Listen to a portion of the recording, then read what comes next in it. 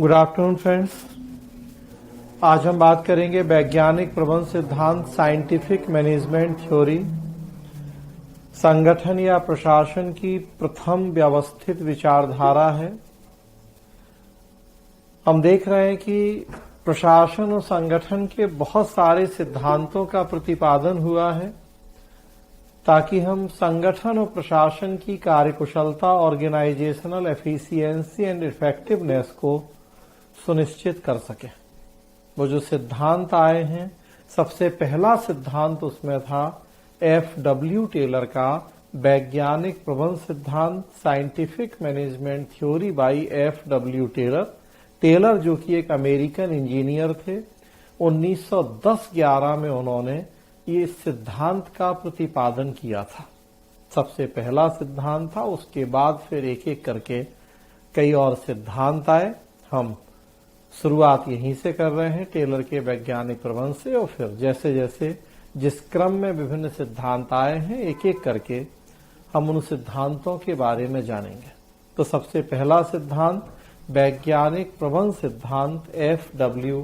Taylor. Screen पे वैज्ञानिक प्रबंध सिद्धांत का अर्थ है आपके सामने। दो शब्द हैं, दोनों को अलग अलग देखें और फिर दोनों को जोड़ देंगे तो वैज्ञानिक प्रबंध सिद्धांत का अर्थ हो जाएगा। एक शब्द है वैज्ञानिक या साइंटिफिक और दूसरा शब्द है प्रबंध या मैनेजमेंट। वैज्ञानिक का मतलब होता है जो विज्ञान से जुड़ा हो, विज्ञान संबंधी।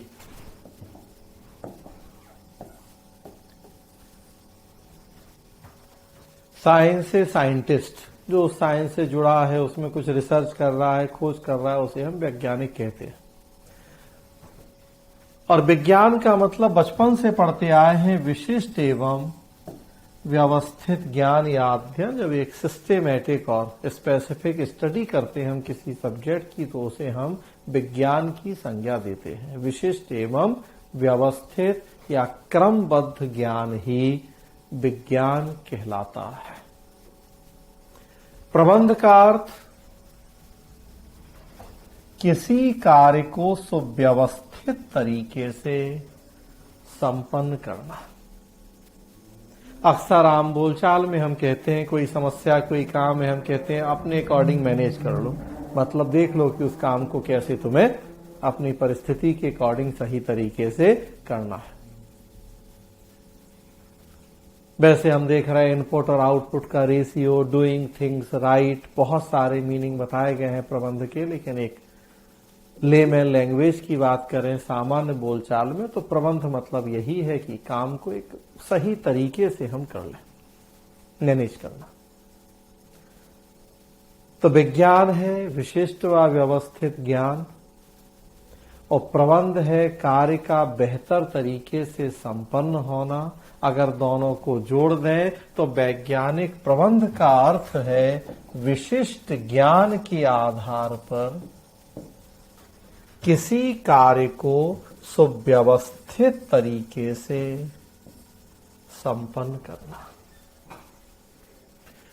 विशिष्ट और क्रमबद्ध ज्ञान के आधार पर कार्य को सुव्यवस्थित तरीके से संपन्न करना ही वैज्ञानिक प्रबंध है। अब यहां आप देखिए, वैज्ञानिक प्रबंध के अर्थ में ही देख सकते हैं आपकी इस थ्योरी में जो हमारा फोकस होगा वो कार्य को करने के तरीकों पर होगा। संगठन के 5 तत्वों में जो तकनीक या पद्धति है, हमारी स्टडी या वैज्ञानिक प्रबंध की जो स्टडी होगी वो उस पे ज्यादा होगी कि तरीके बेहतर कैसे हो। और वो तकनीक जुड़ी है संरचना से, वो एक ही साथ जुड़े हैं दोनों। मतलब अध्ययन का केंद्र बिंदु संरचना और तकनीक होगी। मतलब हम बंद होंगे, हम औपचारिक होंगे, हम यांत्रिक होंगे, ये दिखेंगी चीजें हमें। हम बात कर रहे थे कि कोई भी एक होता है तो दूसरा होता ही है। वो सब कारण और परिणाम से जुड़े हैं। जो फॉर्मल है वो क्लोज है, जो क्लोज है वो फॉर्मल है।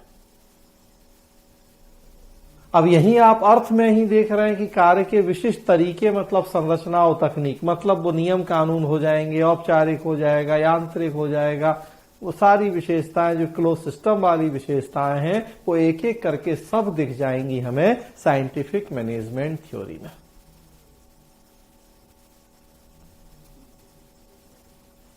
खुद अगर टेलर के शब्दों में बात करें तो लिखा है उन्होंने, बताया उन्होंने कि क्या है वैज्ञानिक प्रबंध। ये तो इन जनरल जो शब्दों के अर्थ हैं उसके अकॉर्डिंग हम बात कर रहे हैं, लेकिन F.W. टेलर जिन्होंने सिद्धांत का प्रतिपादन किया है, अगर उन्हीं के अनुसार हम बात करें तो देखिए टेलर कहते हैं यह जानने की कला कि तुम व्यक्तियों से क्या कराना चाहते हो तथा यह देखना कि वे सबसे उचित और सस्ते ढंग से कार्य करें, यही वैज्ञानिक प्रबंध है। तो क्या करना है और कैसे करना है, कैसे करने में समय पर सही तरीके से कम खर्च में उस कार्य को संपन्न करना है, तो वही बेहतर तरीके से कार्य, ताकि समय भी बचे और पैसा भी बचे और जो काम के उद्देश्य हैं वो पूरे हो जाए।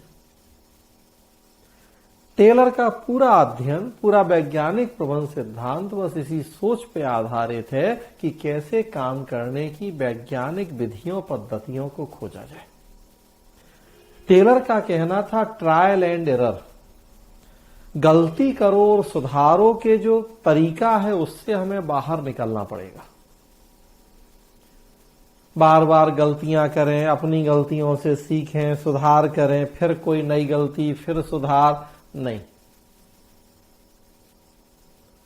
टेलर का कहना था हम ऐसे तरीकों का विकास कर लें जिसमें गलतियां हो ही नहीं।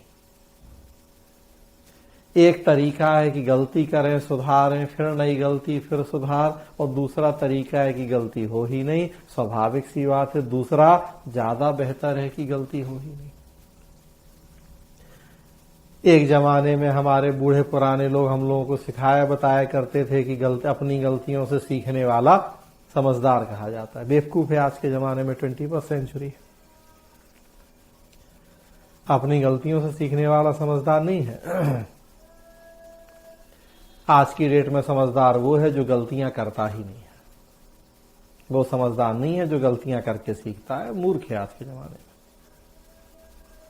हाँ, जो गलतियां करके नहीं सीखता उसे तो खैर कहें क्या, उसका तो जीना बेकार है, मर जाना चाहिए, लेकिन गलती करके सीखने वाला भी समझदार नहीं है। अब समझदार वो है जो गलतियां करे ही नहीं। आजकल जितनी भागदौड़ भरी जिंदगी है, 21वीं सेंचुरी है, जितनी कठिन प्रतिस्पर्धा हो गई है, अगर सब कुछ आप अपने ऊपर एक्सपेरिमेंट करके गलती करके सीखना चाहेंगे तो दूसरे कब के आपको कुचल के आपके मुंह पे पैर रख के आगे निकल जाएंगे। तो अब वो टाइम नहीं है, वो जमाना नहीं है कि खुद हर चीज अपने ऊपर एक्सपेरिमेंट करें, गलती करें, सीखें, बिल्कुल नहीं। अब समझदारी है कि दूसरे जो गलतियां कर रहे हैं उसे देखें, सीखें और फिर अपनी एक ऐसी फूल प्रूफ स्ट्रेटजी तैयार करें कि जिसमें खुद गलतियां हो ही नहीं।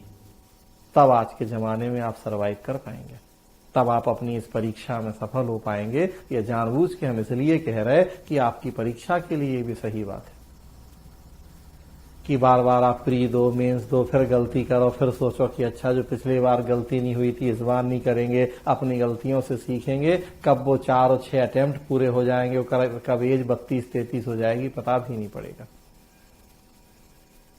तब वो समझदारी नहीं है। समझदारी ये है कि दूसरे जो आपके पहले के 100, 500, 1000, लाख लोग गलतियां कर चुके हैं उनसे देखो, सीखो और खुद गलतियां करो ही नहीं। ये तो आज की सोच है, लेकिन टेलर 100 साल पहले भी वही सोच रखते थे कि ट्रायल एंड एरर ठीक नहीं है कि बार बार गलती करो, फिर सुधारो, फिर गलती करो, नहीं। टेलर का कहना था कि हमारा जो अब तक का ज्ञान है, अनुभव है, उसके आधार पे हम काम करने के कुछ ऐसे तरीकों का विकास करें जिसमें गलतियां हों ही नहीं। कम से कम हो जाएं गलतियां, ताकि ना समय बर्बाद हो और ना संसाधन बर्बाद हो। ठीक है, आपने एक बार गलती करी, सीखा, 1 नंबर से भी सिलेक्शन रुक गया, अगले बार नहीं होगा, लेकिन 1 साल चला गया, वो कहां से वापस आएगा? और क्या गारंटी कि दोबारा कोई नई गलती नहीं करोगे? चलो जो इस बार हुई सीख लिया, वो नहीं दूसरी हो जाएगी, तब फिर तो हमने कहा जिंदगी कम पड़ जाएगी। तो पहले ही उतनी तैयारी कर लो कि वो गलती की कोई गुंजाइश ही नहीं हो। 1 साल का मतलब 1 लाख 1.5 लाख रुपया, और वो साल तो जो बेशकीमती है। 1 साल पहले सिलेक्ट हो जाओगे तो 1.25 लाख रुपया महीना से सैलरी मिलेगी, तो 15 लाख का वो नुकसान है। और 1 साल में जितना करप्शन करते लाखों करोड़ रुपए का, उसकी तो कोई गिनती ही नहीं है। 1 साल वो कम हो गया जिंदगी का करप्शन वाला। सच्चाई तो यही आज की डेट में कि भैया कौन ईमानदार है। तो कहने का मतलब कि टाइम की भी वैल्यू है, केवल मनी, केवल पैसे की वैल्यू नहीं होती है। तो आप गलती करके सीख भी लेंगे, लेकिन उस गलती करने के दौरान, सीखने के दौरान जो समय और संसाधन वेस्ट होंगे, उसकी भरपाई कैसे होगी? तो इसलिए बेहतर है कि गलती करिए ही ना आप। टेलर की यही सोच है। पूरे वैज्ञानिक प्रबंध सिद्धांत में टेलर ने यही बताने का प्रयास किया है। टेलर, जैसा देख रहे हैं आप स्क्रीन पे, अमेरिकन मैकेनिकल इंजीनियर थे। टेलर का टाइम 1856 से 1915, 1910-11 में टेलर ने वैज्ञानिक प्रबंध सिद्धांत का प्रतिपादन किया है। तो ये तो वैज्ञानिक प्रबंध का अर्थ देख रहे हैं आप। वैज्ञानिक प्रबंध के उद्देश्य देखिए, क्यों किया गया इस सिद्धांत का प्रतिपादन।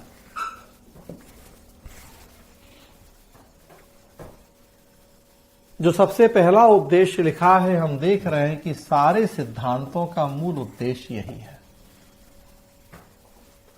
Organisational efficiency and effectiveness. सिद्धांतों का प्रतिपादन हुआ ही इसलिए है कि हमें प्रशासन और संगठन की कार्यकुशलता को सुनिश्चित करना है। तो वैज्ञानिक प्रबंध का भी और जितने सिद्धांत, मूल उद्देश्य सबका यही, संगठन की कार्यकुशलता। उसके अलावा कुछ और उद्देश्य भी यहां स्क्रीन पे लिखे हैं। अधिकतम पारस्परिक समृद्धि, मतलब संगठन से जुड़े जितने लोग हैं सबके फायदे की चिंता। लागत कटौती, न्यूनतम लागत पर अधिकतम उत्पादन। कॉस्ट कटिंग, और कैसे प्रोडक्शन को हम इंक्रीज कर पाएं, तो उसकी चिंता। आपस का तालमेल, सहयोग, समन्वय, मतलब मालिक मजदूर का, मजदूरों का आपस में जो लड़ाई झगड़ा होता है वो ना हो, एक सौहार्दपूर्ण माहौल हो, मिलजुल के सब काम करें। और प्लस देखिए, वैज्ञानिक सोच का विकास। वही जो हमने कहा कि ट्रायल एंड एरर नहीं, ऐसी तकनीकें, ऐसी पद्धतियां जो कि वैज्ञानिक हो, जिनमें गलतियों की संभावना ना हो। कुछ बातें जो ध्यान रखनी है। पहली बात जो हम जान रहे हैं कि जितने भी सिद्धांत आए हैं, सबका प्रतिपादन एक मूल उद्देश्य को ध्यान में रखते हुए हुआ है, और वो मूल उद्देश्य है संगठन और प्रशासन की कार्यकुशलता। तो पहली बात कि उद्देश्य सारे सिद्धांतों का एक ही है, संगठन की कार्यकुशलता। दूसरी बात जो यहां अब आपको ध्यान रखनी है वैज्ञानिक प्रबंध में, जैसा हम बात कर रहे हैं कि टेलर अमेरिकन मैकेनिकल इंजीनियर थे, मतलब टेलर का जो वैज्ञानिक प्रबंध सिद्धांत आया है वो अमेरिका में आया है।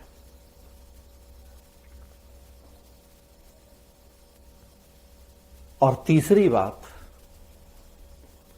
जो आगे हम देखेंगे, टेलर के समय के हिसाब से आप देख रहे हैं कि सिद्धांत 1910-11 में आया है। और चौथी और एक बात कि टेलर मैकेनिकल इंजीनियर हैं।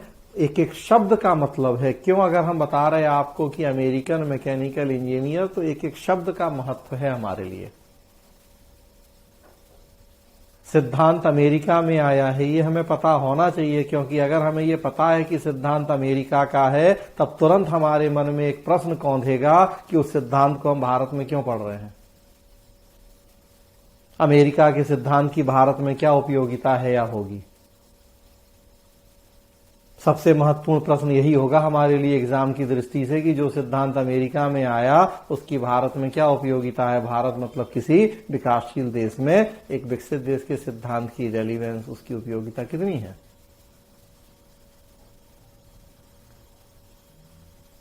हम बात कर रहे कि टेलर इंजीनियर थे, प्राइवेट कंपनी में इंजीनियर थे, सिद्धांत प्राइवेट कंपनी निजी प्रशासन में आया है। तुरंत दिमाग में प्रश्न होना चाहिए कि हम तो पबैट पढ़ रहे हैं,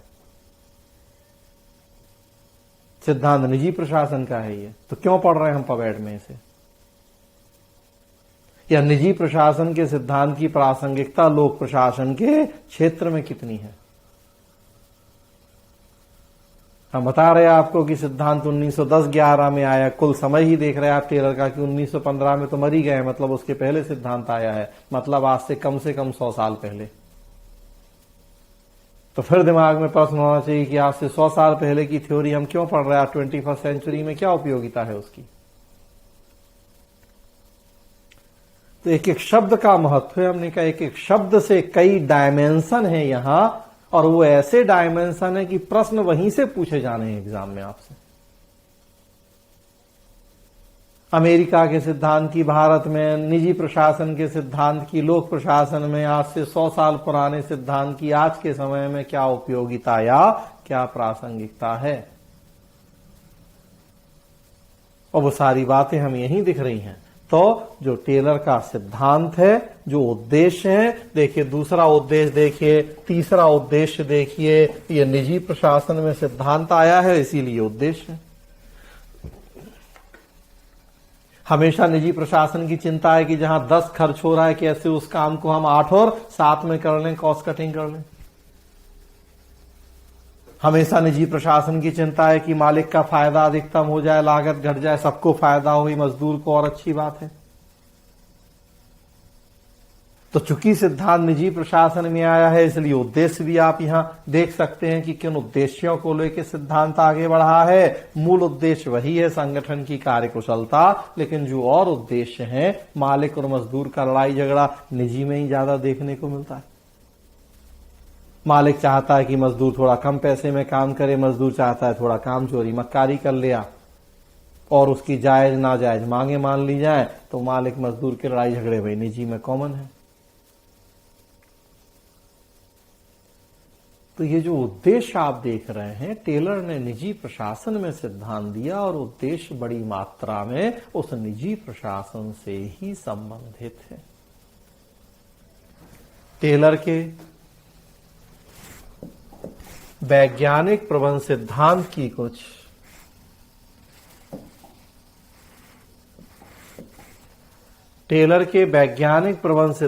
कुछ मान्यताएं हैं, दिमाग में पहले से बैठी कुछ बातें। जैसे हम बात कर रहे थे कि हमारे दिमाग में पहले से बैठा है कि आप कामचोर हैं, तो हमारा जो व्यवहार होगा आपके प्रति वो अब उसी से प्रेरित होगा, जो हमारे दिमाग में बात बैठी है आपके लिए कि आप तो कामचोर हो। तो हम आपसे पूछेंगे नहीं, निर्णय में भागीदार नहीं बनाएंगे, बल्कि खुद फैसला लेके आपके ऊपर थोप देंगे, आपसे कहेंगे चुपचाप मान लो। तो टेलर के दिमाग में ऐसी कौन सी बातें बैठी हैं पहले से, क्या सोच, क्या मान्यताएं हैं टेलर के वैज्ञानिक प्रबंध सिद्धांत की। वो सब मान्यताएं देखिए आप, ज्यादातर जो हमने बात की है, देखिए लिखा है कि मनुष्य विवेकशील प्राणी होता है। मतलब आप जानते हो विवेकशील का कि जो भी आप काम करेंगे उसके पीछे एक उपयुक्त तर्क होगा और वो आपके लक्ष्य को जस्टिफाई करेगा। जो विवेकशील होगा वो आर्थिक होगा। देखिए आ रही सारी बातें एक एक करके बंद प्रणाली वाली, संरचना तकनीक आ गई, अब विवेकशील भी आ गया, आर्थिक प्राणी भी आ गया, बाकी सब भी आप देख लेंगे। देखिए कार्य मजदूर से ज्यादा महत्वपूर्ण है, मतलब व्यक्ति की भावनाएं, समस्याएं, फीलिंग्स, इमोशंस हमें उनसे मतलब नहीं होगा, काम से मतलब होगा। औपचारिक सब देखिए आप एक एक करके देख सकते हैं। व्यक्ति की कार्य के संदर्भ में एक नकारात्मक प्रकृति होती है, मतलब एक्स विचारधारा की व्यक्ति को मौका मिले तो वो काम से बचना या भागना चाहता है। पहले से हैं ये सारी बातें दिमाग में कि व्यक्ति केवल पैसे का लालची प्राणी होता है, ज्यादा पैसा दो काम करवाओ, व्यक्ति कामचोर होता है, काम महत्वपूर्ण होता है, व्यक्ति की भावनाएं कुछ नहीं, पैसा दो तो सब भावनाएं व्यक्ति, सब संबंध व्यक्ति एक तरफ रख देता है। बाप बड़ा ना भैया, सबसे बड़ा रुपया। तो देखिए आप सारी चीजें वैज्ञानिक विधियों, पद्धतियों, तकनीकों का प्रयोग किया जाए तो उससे हम संगठन की कार्यकुशलता बढ़ा सकते हैं। गलती करो सुधारो नहीं, बल्कि कुछ वैज्ञानिक विधियां पद्धतियां हो तो कार्यकुशलता बढ़ जाती है संगठन की। तो फिर हमें खोजना है वो वैज्ञानिक विधियां पद्धतियां कौन सी हैं। कर्मचारी जो काम कर रहे हैं उनका जो वर्क परफॉर्मेंस है उसका मूल्यांकन अगर हम वैज्ञानिक तरीके से करें तो उससे भी कार्यकुशलता बढ़ती है, सकारात्मक प्रभाव देखने को मिलता है। आपने क्या किया, कितनी देर में किया, किस तरीके से किया, कितना पैसा खर्च करके किया, अगर समय पर सही तरीके से किया, हम थोड़ा सा आपकी पीठ ठोक दें, थोड़ा सा आपको पुरस्कार दे दें तो इनका मानना है कि उससे कार्यकुशलता बढ़ जाएगी, आपको खुशी होगी, आपका उत्साह होगा, आप ज्यादा काम कर दोगे। दूसरे ने उतना अच्छा काम नहीं किया, समय पे नहीं किया, थोड़ा उसे डांट फटकार दें, थोड़ा उसकी सैलरी काट दें, वो भी डर जाएगा आगे के लिए, वो भी अच्छा करेगा। तो व्यक्ति कर्मचारी का जो कार्य है उसका जो निष्पादन है अगर हम सही तरीके से मूल्यांकन कर लें तो उससे कार्यकुशलता बढ़ती है। कार्य विधियां, पद्धतियां, इन सब के निर्धारण में प्रबंधन की भूमिका महत्वपूर्ण होती है। मतलब टॉप लेवल पे बैठे लोग ही ये डिसाइड करें कि क्या करेंगे और कैसे करेंगे, नीचे वालों से पूछने की जरूरत नहीं है। दबावपूर्ण नेतृत्व, सत्तावादी प्रबंध। क्यों ऐसा? क्योंकि व्यक्ति कामचोर है, आलसी है, व्यक्ति केवल पैसे का लालची है। तो लगभग सारी बातें बंद प्रणाली वाली आप यहीं देख सकते हैं, पहले से ये बातें हैं दिमाग में इनके। स्वाभाविक सी बात है कि जो ये बातें दिमाग में है इसी के अकॉर्डिंग व्यवहार, इसी के अकॉर्डिंग इन्होंने फिर आगे अपने सिद्धांतों का प्रतिपादन किया है।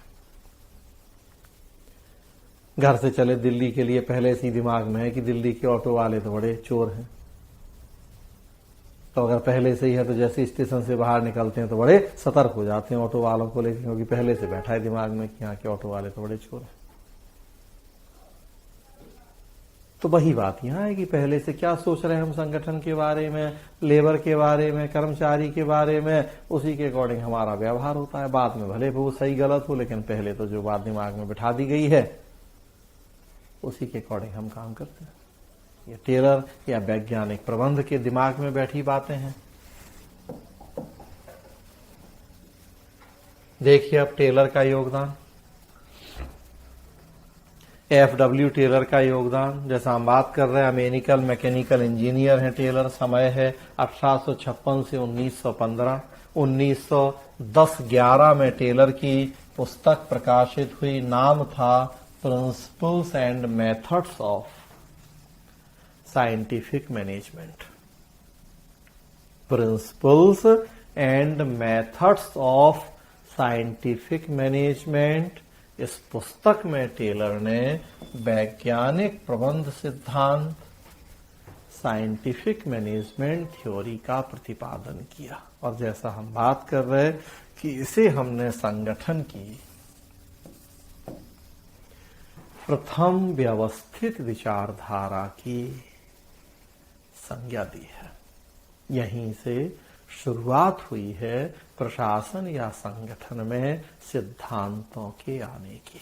सबसे पहला व्यवस्थित सिद्धांत था वैज्ञानिक प्रबंध सिद्धांत। 1910-11 में यह सिद्धांत आया। तत्कालीन परिस्थितियां क्या थीं जिन्होंने टेलर को सिद्धांत प्रतिपादन की प्रेरणा दी? क्या था उस समय ऐसा कि टेलर को लगा कि उन्हें यह सिद्धांत देना चाहिए? कुछ तो वैसा रहा होगा। क्या था तत्कालीन परिस्थितियां? तो देखिए आप, 1850 के आसपास इंडस्ट्रियल रिवॉल्यूशन या औद्योगिक क्रांति हुई थी। इंग्लैंड जैसे देशों से शुरुआत हुई थी औद्योगिक क्रांति की। कुछ बड़े बड़े पूंजीपति थे, उन्होंने क्या किया कि जो उनकी इंडस्ट्रीज थी, कल कारखाने थे, बड़ी मात्रा में निवेश किया, बड़ी बड़ी मशीनें लगाई गईं, थोड़ा ऑटोमेशन शुरू हुआ, जो काम हाथ से होते थे वो मशीनों से शुरू हुए, उत्पादन बहुत बढ़ गया। इतना बढ़ गया कि हमने उसे क्रांति या रिवॉल्यूशन की संज्ञा दे दी। ग्रीन रिवॉल्यूशन, हरित क्रांति, मतलब कि पहले हम कितना उत्पादन कर रहे खाद्यान्न का, आप कितना, तो रिवॉल्यूशन है। औद्योगिक क्रांति तो उसी तरह से कि इंडस्ट्रीज में पहले उद्योग धंधों में कितना काम हो रहा है उत्पादन, और अब कितना और बढ़ा उत्पादन, उसके पीछे कारण था मशीनीकरण, बड़ी मात्रा में इन्वेस्टमेंट, तो क्रांति कहा गया उसे। शुरुआत इंग्लैंड से हुई थी क्रांति की 1850 के आसपास, धीरे धीरे दुनिया के और देशों में भी फैली ये क्रांति। हम 1870-75 के आसपास की बात करें, टेलर की उम्र का लगभग 16-17 साल की थी। 1856 में टेलर का जन्म हुआ। अगर हम 1870-75 के बीच की बात करें तो लगभग 17-18 साल उम्र रही थी टेलर की उस समय। अमेरिका में भी हो रही थी क्रांति, भाई इंग्लैंड से शुरू हुई, धीरे धीरे और देशों में। 1874-75 अमेरिका में भी था वो दौर इंडस्ट्रियल रिवॉल्यूशन का। टेलर की उम्र 17-18 साल थी, पारिवारिक स्थिति अच्छी नहीं थी, गरीब थे, कम उम्र में नौकरी करना पड़ा। और खैर उस जमाने में तो 17-18 साल बहुत था, तो तब के हिसाब से तो ये भी नहीं कह सकते कि कम उम्र में नौकरी आज के लिए है वो तो कि 17-18 साल, अदरवाइज तो जब टेलर ने नौकरी की शुरुआत की, टेलर ने नौकरी की शुरुआत की थी एक लेबर से, एक श्रमिक के रूप में उन्होंने प्राइवेट कंपनी को ज्वाइन किया। धीरे धीरे फिर अपनी योग्यताओं क्षमताओं के बल पे प्रमोट होते होते बहुत जल्दी इंजीनियर बन गए, और फिर तो टॉप मैनेजमेंट की पोस्ट तक पहुंचे टेलर आगे चल के। हाँ, शुरुआत लेकिन लेबर से हुई। तो जिस दौर में टेलर ने काम की शुरुआत की वो दौर था औद्योगिक क्रांति, इंडस्ट्रियल रिवॉल्यूशन का। उत्पादन में अभूतपूर्व वृद्धि हुई थी, लेकिन यहां लिखा है कि अपेक्षित मात्रा तक उत्पादन अभी भी नहीं हो रहा था। उत्पादन बढ़ा था लेकिन उत्पादकता भी कम थी। प्रोडक्शन एंड प्रोडक्टिविटी, प्रोडक्शन तो बढ़ गया, ग्रॉस प्रोडक्शन, लेकिन प्रोडक्टिविटी की बात करें तो वो पर्याप्त नहीं थी। मानव और मशीन की क्षमताओं का पूरा प्रयोग नहीं हो रहा था। ये कुछ दिक्कतें थी। पहले मान लीजिए 20 यूनिट का उत्पादन होता था किसी कंपनी में, अब हमने बड़ी मशीन लगा दी, थोड़ा ऑटोमेशन हो गया, मशीन से काम होने लगा, उत्पादन बढ़ के 20 से बढ़ के 60 और 70 यूनिट होने लगा। कहां 20, कहां 60-70, अनायास ही हमारे मुंह से निकलेगा कि अरे ये तो रिवॉल्यूशन हो गया। लेकिन क्षमता 150 की है,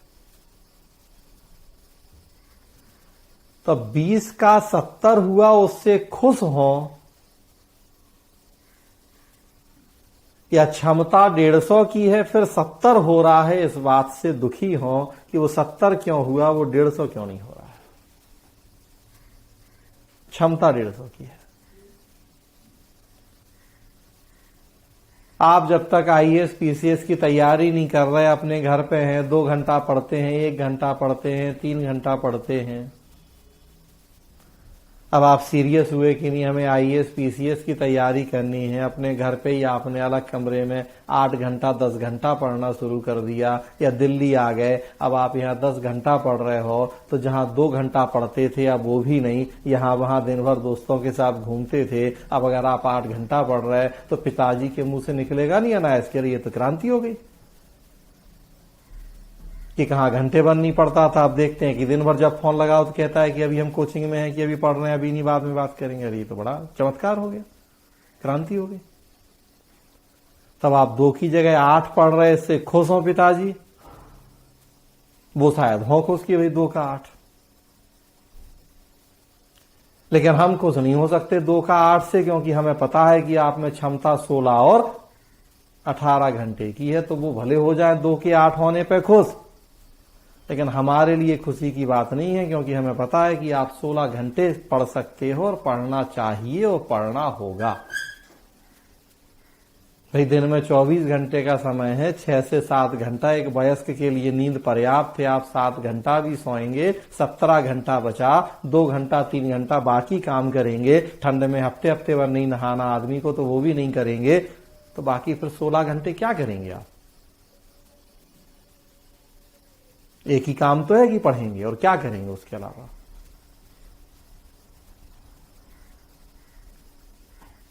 तो अब हम 2 का 8 होने से खुश हो कि 16 नहीं हो रहा उससे दुखी हो?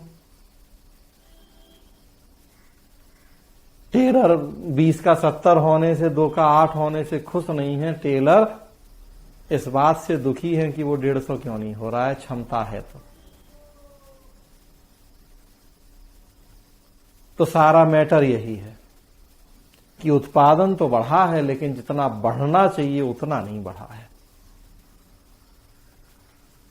पहले 10 आदमी काम कर रहे हैं, आपने 50 आदमी को लगा दिया, तो स्वाभाविक सी बात है कि प्रोडक्शन बढ़ गया। लेकिन प्रोडक्टिविटी तो देखो कि एक आदमी पहले कितना काम करता था, अब कितना कर रहा है, उसमें कितना बढ़ोतरी हुई है। पहले हाथ से काम होता था, मशीन से काम हो रहा है, तो बढ़ गया उत्पादन, लेकिन उत्पादकता भी तो देखो, तो वो अभी भी कम थे। मानव और मशीन की क्षमताओं का पूरा प्रयोग अभी भी नहीं हो रहा था। टेलर की यही चिंता थी कि कैसे हम इसको बढ़ाएं, कैसे क्षमताओं का पूरा प्रयोग हो सके, कैसे उत्पादकता को बढ़ाया जा सके। बस इसी के लिए उत्पादकता को बढ़ाना, क्षमताओं का पूरा प्रयोग, मतलब घूम फिर के बात वही संगठनात्मक कार्यकुशलता में बढ़ोतरी। तो क्यों ऐसा? क्यों मानव मशीन की क्षमताओं का पूरा प्रयोग नहीं हो रहा था? तो तत्कालीन संगठन व्यवस्था में कुछ समस्याएं मौजूद थी।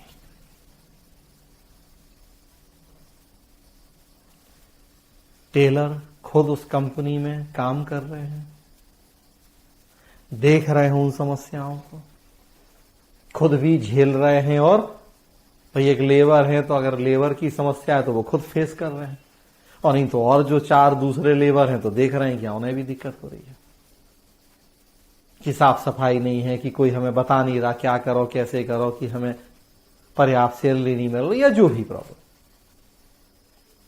तो टेलर ने खुद उन समस्याओं का सामना किया, उनके समाधान हेतु कुछ प्रयोग किए, प्रयोगों से जो निष्कर्ष मिले उसके आधार पर सिद्धांत का प्रतिपादन किया।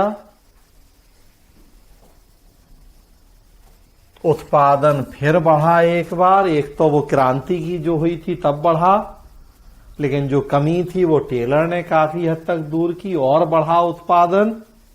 सो टेलर के वैज्ञानिक प्रबंध को द्वितीय औद्योगिक क्रांति, सेकेंड इंडस्ट्रियल रिवॉल्यूशन की संज्ञा दी गई। कई गुना तक उत्पादन में बढ़ोतरी हुई थी। टेलर ने जो सिद्धांत दिए उनको लागू करने के बाद में कई गुना उत्पादन बढ़ गया था। तो टेलर के वैज्ञानिक प्रबंध को द्वितीय औद्योगिक क्रांति की संज्ञा दे दी गई। ये एक अंतर्राष्ट्रीय आंदोलन बन गया।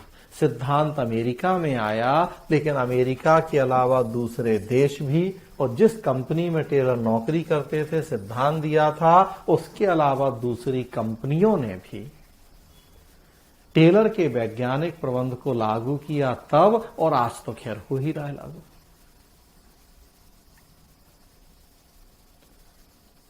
तो ऐसा नहीं था कि सिद्धांत अमेरिका में आया तो केवल वहीं तक सीमित रहा हो।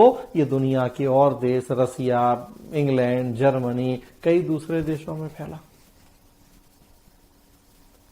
जिन कंपनियों में टेलर ने नौकरी की, सिद्धांत दिया, उनके अलावा दूसरी कंपनियों ने इसे लागू किया अपने यहां, क्योंकि वो भी चाहते थे कि उत्पादन बढ़े, मानव मशीन की क्षमताओं का पूरा प्रयोग।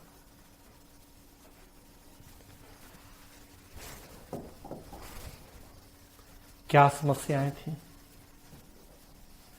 क्यों उत्पादन अपेक्षित नहीं था? क्यों क्षमताओं का पूरा प्रयोग नहीं था? वो तो हमने एक पूरी शॉर्ट में कहानी बता दी कि समस्याएं, समाधान के लिए प्रयोग, उससे सिद्धांत लागू हुए तो फिर उत्पादन बढ़ा। अब एक एक करके देखें उन बातों को कि क्या समस्याएं थी, कौन से प्रयोग किए थे और कौन से सिद्धांत दिए थे टेलर।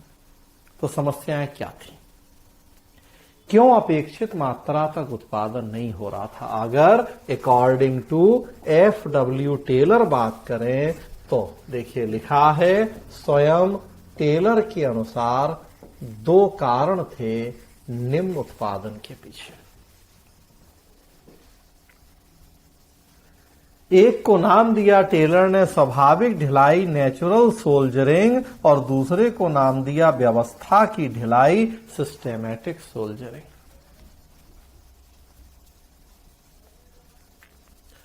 स्वाभाविक ढिलाई मतलब कर्मचारी कामचोर हैं, मक्कार हैं, आए तो हैं ड्यूटी पे, बैठ के टाइम पास कर रहे, बीड़ी सुलगा के पी रहे, आराम कर रहे, धूप में, गर्मी या जो भी, तो अपना बस मक्कारी कामचोरी। श्रमिकों में स्वभावतः कम काम करने की प्रवृत्ति। और दूसरा व्यवस्था की ढिलाई, सिस्टेमेटिक सोल्जरिंग, मतलब सिस्टम भी अभी साइंटिफिकली हमने डिजाइन नहीं किया है, उसकी संरचना, उसकी तकनीक, उसमें भी कुछ कमियां हैं मौजूद। तो टेलर ने इन दो कमियों की पहचान की। अगर इन जनरल बात करें तो स्क्रीन पे आप देख सकते हैं कि तत्कालीन संगठन व्यवस्था में कुछ समस्याएं मौजूद थी। कुछ पॉइंट है कि प्रबंधक और श्रमिक के बीच